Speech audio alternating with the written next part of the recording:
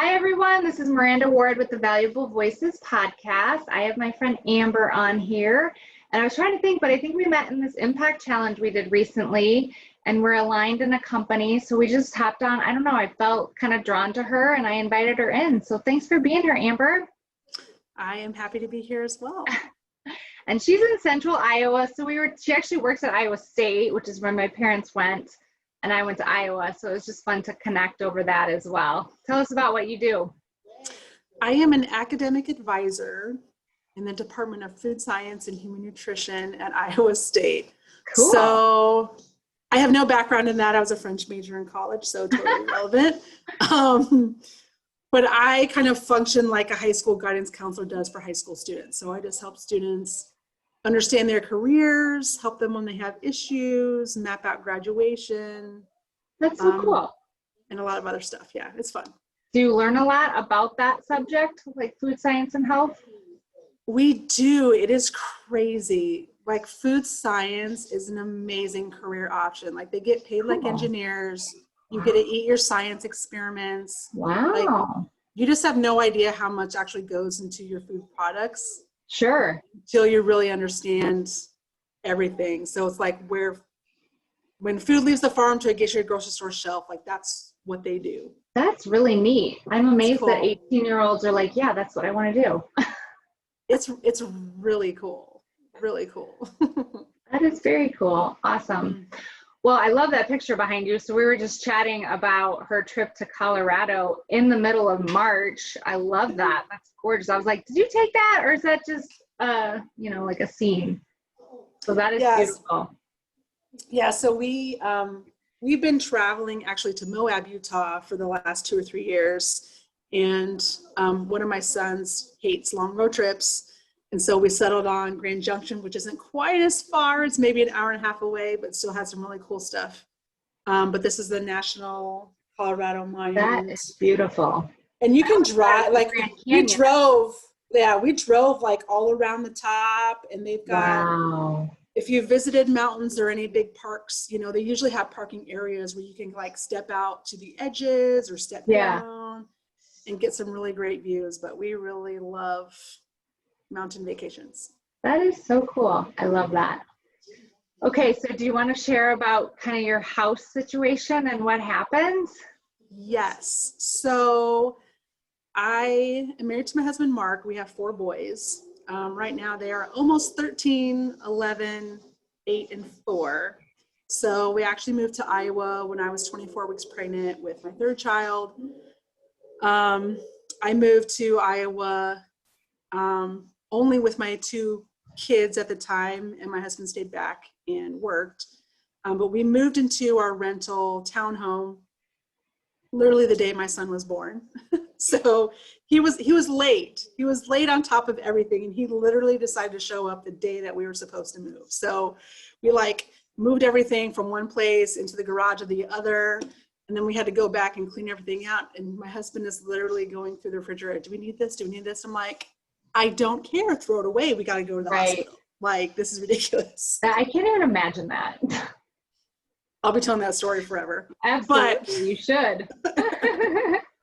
Anyway, so that was our 3rd child, Max. And I was and my husband started graduate school when we moved from my job. And so he was in school. And I think his last year in school, I was kind of like, because I always really wanted 4 kids, and I kind of brought up the idea to him, and he just shut me down.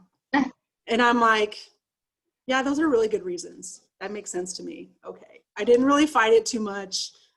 So I just started selling all the baby stuff off, right? So we were renting the whole time that he was in graduate school, a 2-bedroom townhome, unfinished basement. So we really just, didn't really have anything down there. The kids, the 3 at the time, shared the master bedroom, which had a bathroom and 2 closets and stuff. And so it worked. I mean, because when we moved, the kids were younger and they actually wanted to be around us, right? So they were okay, got along for the most part. We got to a point where our older 2 kids didn't get along, so we got another set of bunk beds. We had 2 sets of bunk beds that were like on opposite sides of the room and stuff. But then the plan was always like when the youngest went to kindergarten, and then we would get a house. So my third one was born in 2012. And then, like we had kind of been looking, I kind of went on a health journey myself, and I've had other health issues kind of in the past. Like I actually needed medicine to stay pregnant with 2 of my kids. Oh, wow. Because of my own health and stuff. And so, so it was like, I don't know, late December 2015, early January. Anyway, so I went to see the doctor for some blood tests and other stuff. You know, I just mentioned to her, she's like, "You want to take a pregnancy test?" I'm like, "No, I'm not pregnant. It's ridiculous." Well, I was. It's 15 weeks to be. And so like, I just had no clue because I needed medicine before. And I just, in my mind, I'm like, well, of course I'm tired. I work full time and I have 3 boys. Right. I mean, why wouldn't I be tired? Yeah. I actually have never gotten morning sickness, so don't hate me, but Wow. so I'm very lucky in that way. So it was just a surprise. And so in my mind, I'm like, well, there goes the house. We have 6 more years of daycare. Isn't this exciting? And so it was, I mean, we were happy, of course, and it was just a surprise. And some of our family actually got mad. Like, how come you didn't tell us? I'm like, I didn't know. Otherwise, I would have told you. So anyway, so that was, he was born, Oliver was born in 2016. And so I'm trying to, in my mind, map everything out. So I think it was, yeah, it was 2018. So early 2018, we kind of just, it's like, okay, we really need to do this because we have a 2-bedroom place and there's 6 of us and it's ridiculous. Like, wow. You can put a baby anywhere. Yeah. I mean, they don't really care. Like the baby is not the problem. Yeah. It's the other kids getting bigger. That was the problem. You know, we had like a regular refrigerator and a dorm fridge, and it was just like mountains of stuff. Yeah. You know, so mountains of stuff that really had no place, and there were no place. And the kids were like, we want an animal. I'm like, there's no safe surface in Right. this house to have anything. Like, no. Yeah. So we started looking, and we had found a couple places and stuff like that. And so we were getting really excited, you know, because it was just suffocating being there, and just, it was just suffocating, you know, to have anybody over just took massive amounts of cleaning and shoving stuff because there just was nowhere to put anything. Yeah.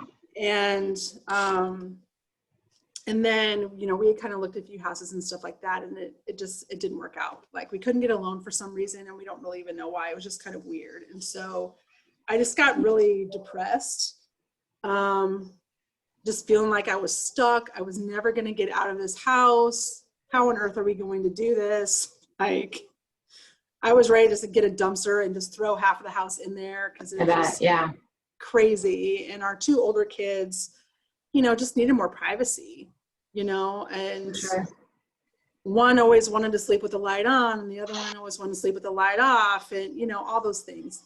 So that was in March. And so I just spent a while just being angry. Like I would literally come in the house, get angry and kick stuff because I was just so mad. And so it was hard. Yeah. But, you know, we didn't give up. I just kind of left it alone. My husband used to be an architect, and he always wanted to live in the country, build his own house. So he would literally spend days upon days. I mean, he had nothing to do because he had nowhere to do anything. So just sit there on his computer, literally drawing up house plans. Right. What about this? What about that? What about this? I'm just like, okay. Probably fun to do with softwares. Yeah. Fun. And what's the other? I don't know. I don't even know, like mesmerizing. I don't know. So he's just creative anyway. So he just likes to go there because that's just where his brain goes all the time, to dream and create and build and all that kind of stuff. But for me, I'm like, this is serving no purpose. Why are you doing this? But it was keeping his brain engaged, and I guess that was his way of dealing with it. So then, you know, kind of towards the fall, like my husband is very intuitive and he's very internal. So when he says things to me, I know that he's been thinking about them a long time, and he's not just throwing stuff out there. Right. So that took a while for me to learn because I'm a verbal processor. Yeah. And so when he says stuff, like I know he's serious. Like when we actually bought our first house, he was like, okay, when we get a house, blah, blah, blah, because we were looking, and in my mind, I'm like, oh, you mean we're really going to buy a house right now? It's like, yeah. Okay, I guess I will put more energy into this, because I was just kind of playing the game and playing along, not knowing he was really that serious. So anyway, so he said kind of in the fall, all right, let's start contacting people again. I'm the one who gets all the paperwork, the taxes, and then this and then that together. So I kind of started that process. And he always looks at land and houses and property and stuff like that, because he just likes to, like I said, he used to be an architect and stuff. So he just is always looking. So, I mean, we spent months, a lot of time, like looking at different properties and stuff. So it was late October, early November, about this time, in 2018, that he found this house. And he's like, Amber, can you come look at it? And I'm like, no, I literally can't, because it is the busiest season for my job. Like, students are getting ready to register for the next semester. So I have to meet with all of my students one-on-one to talk about what's going on with them. So there's no way that I could have got out. And our first home was a foreclosed home that we did a lot of work on, so I kind of knew his vision and knew that he's capable of doing stuff. Yeah. And so this house, he's like, okay, I go, just take a whole bunch of pictures. So it was it's a house in the country, 4-bedroom, 25, let's see, where am I at? I'm trying to think, 2,300 square foot above ground, 1,200 square foot basement, 1.5 acres, rough shape, that doesn't really throw us off any. So he took a bunch of pictures, and because we would always, when you're looking for houses, you have stuff that you want to look for, right? And so like there was never, in our price range in town, we could never find what we needed. And the stuff that we had to compromise, we weren't willing to compromise on. And so FHA actually has this rehab loan program where you get your loan to pay for the house and all the work that gets done. And there is a crazy, crazy, crazy amount of paperwork involved. Right. There's no way we could have accomplished this without my husband's skills, like absolutely no way. And so through this program, so we used that program to get the house, but on the front end, he showed me all the pictures. I'm just like, we cannot do this. If you want to rehab this house, we have 4 kids, we both have jobs. There's just no way. We don't have the time to do that. Yeah. But then we had this loan program. I'm like, well, that would be a good compromise, because somebody else could do the work. You could still pick out all the tile and all the carpeting and all that kind of stuff. Typically that's, what a woman would do, but with his skills, he just does all that. And I say yes or no, but because he's a designer, I have to tell him why I don't like something, and why I do like something. And then we decide on it. And then he comes back as like, oh, we got to decide on the tile. And I'm like, didn't we already do that over here? Okay, open your file up on your computer and look at those 15 pictures that you already saved, like here. Yeah. It's just, an artist's work is never done. So that's the battle I always had to fight. Anyway, so it had everything. So all things looked great, but mentally and emotionally, I just couldn't get my heart there, because I was so hurt by what happened in the spring. And so I literally was crying. I'm just like, I want to be excited about this, but I just feel like the bottom's going to drop out, and I don't want to get excited about it because it just looks too good to be true. Right. And because it had everything that we were both looking for. It's in the country, but it's still close enough to town that's not that far. So we ended up, there was an offer on it already, which ended up falling through, which meant that we were able to get the house. Wow. But it wasn't over. So our house was owned by a family and the parents were in the nursing home. So it was actually their son's house, who had passed away, and they were selling the house to pay for their care. Yeah. So they actually had I forget the title of the person. So they had somebody in charge of all their finances and all that kind of stuff. So, sure. So we had to go through a process to get the bid accepted and all that kind of stuff, which we did, but then the owners didn't like it. So they contested it. So we actually had to wait for a court date Wow. so that the court could say yes, because they weren't aware of how bad of a shape the house was in. Yeah. So we got the go ahead, I think, in December of 2018.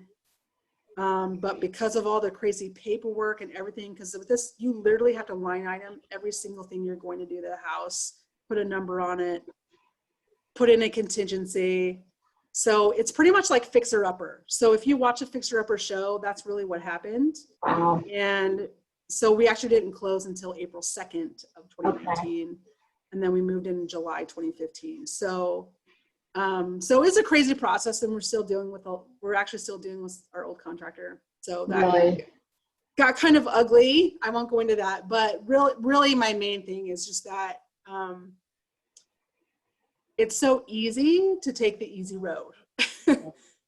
And it's rarely gives you the reward that the hard road does. Yeah. And good. I am a person who was willing to compromise to get what I want. Yeah. Because I have no vision of what the future is and what the vision can be. And my husband is that person. So, as much as I wanted to give up, even in looking for a house and stuff, I mean, because if you've ever spent a long time looking for a house, it just gets old and just gets not fun, because you keep getting disappointed, and what you really want you can't find, or the market where we live goes crazy fast. So there's bidding wars, and like I said, we just, in our price range, there was no way we could find something we wanted in town. But we got way more house for our money than what we could have ever afforded, buying something that was finished. And, God, I don't know if you've ever seen that picture of that little girl, like has a teddy bear or something. And she's next to Jesus, and she doesn't want to give it to him for some reason. He has his arms behind his back, and he has this like super massive teddy bear. Like, that's kind of how it is. Like, we can only see what's in front of us and only see what our limited brains can kind of comprehend. And God is like, wait, daughter, like, you have no idea what is coming your way. You have no idea how awesome this is. And so it is, I mean, the house has been such a blessing, like winter 2018 to 2019 was really hard, just because we got a ton of snow. Mm-hmm. And the only thing that kept my brain in check was knowing that, like, next winter I'm going to have this huge house. Right. So like the last winter, we, our first time that we got snowed in, I'm like, this is great. Yeah. Right. My boys have a room. I'm sitting here in my kitchen doing a puzzle. Yeah. Looking outside. You should appreciate it after all that. This is perfect, so it's just been, I could have never seen that coming, because the Lord is just that good, and he hears us and knows us, but his timing is what we have to check our hearts with all the time, and know that it can be as good and better as we can imagine. We just have to wait for it. Patience. It's hard. So we love it. We have 2 cats now. So that we got those in April, our quarantine cats. So I love it. Enjoying Mama and George, our 2 bonded buddies that we adopted, and they're perfect. So how'd the boys do through all that? They were excited, because my husband watches all those home shows. So our second child was like, so what's our budget? So what are we gonna do? So he, all about this, but because so our younger kids share a room, and our older 2 kids have their own. So it was really fun, because they got to pick out their colors and all that kind of stuff. So it was really exciting for them. But when we moved in, the house wasn't finished yet. So nothing on the main floor was done. So we actually moved everything into the basement and the second floor. And kept a few things on the main floor. So, I mean, we only had running water in the second floor bathroom. The fridge and freezer that was original to the house was in the garage, and my makeshift kitchen was in the basement. So before we moved, I created a whole menu plan with like an Instant Pot and crock pot. So we use those two things, an electric skillet, and this Yeah. like stainless steel pizza oven that my husband had. So you can cook a 12-inch pizza, you can cook Nice. French fries and tater tots and whatever frozen stuff you want. Yeah. So Make it work. we made, I mean, yeah, so it was a long road.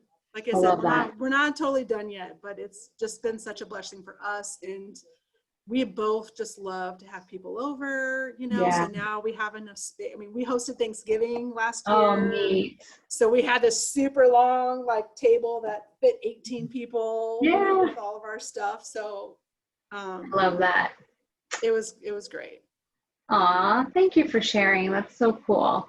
I Yeah. have seen that picture, and it's funny. I just saw a video this week where it was a pastor was showing he had like $100 bills in one hand, which looks like a lot, right? But kind of like showing that, hey, if you trust me, I have something better behind my back, right? And if you say yes to that, well, then he took it out. It was like $500, but just like look like this, right? And it's kind of that same concept, like just trust me, there's more coming. But yeah, sometimes going through it, that's the hard part. But looking back, I feel like, yes, you're like, I love that you can just sit at your table, like grateful for all that you've been through and just appreciating, you know, what God gave you. So that's beautiful. Mm-hmm. And I love it. well, it's our forever home, right? You know, we Oh, never yeah. have to move again. Thank God, because that was horrible. Yeah. You know, we don't like to move anyway. So it That's was a big to do for sure. Yeah. Yeah. It was Aw, great. I love it. It sounds like you have a big, beautiful yard. I can just see the boys like running around like crazy. I love it. You'll have to show me a picture at some point. Yeah. So we, I actually have a blog that I cataloged all this. Neat. So I can give you the link to that. Yeah. So you for can sure. see, so we have before pictures on there. I I did love that because not all of our family is here. So Perfect. Yeah. I haven't updated in a while, but you can get the basic, Yeah, basic definitely flow of send me that. things. I'll include that. Yeah. So, I mean, and we have a 6,600 square foot garden. Wow. Oh my gosh, people. My husband's the gardener. I just pretend like I pull weeds and learned how to can this year and stuff. So How fun.